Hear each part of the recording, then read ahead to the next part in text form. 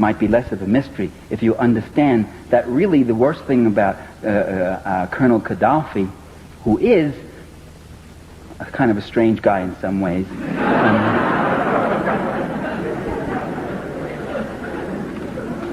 but not as strange as the media has made him out.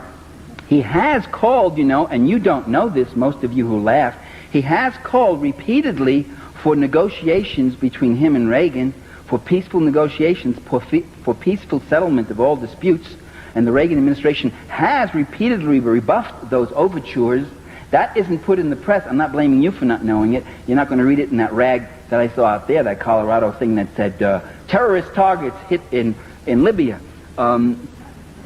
He has done that, and he's done some other things which make him really dangerous. It's not the terrorism, it's not the attack on the Vienna and Berlin airports, for which they have no proof that Libya was involved, and which they have proof that the terrorists came out of Syria. The troublesome thing about Gaddafi is that when he took over in 1969, he took over a country that was like Saudi Arabia, a country of mass misery, a lot of rich oil that went into the pockets of a few rich.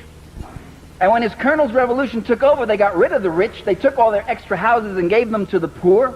They put out a land reform program. They put out a public free school program. They started a national health medical program, something that we Americans still don't have. The Libyans have it.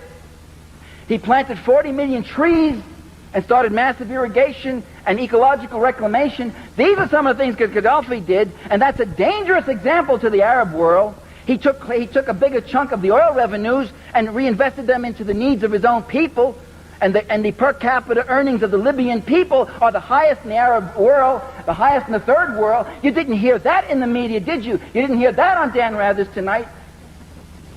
That's what's dangerous about Gaddafi.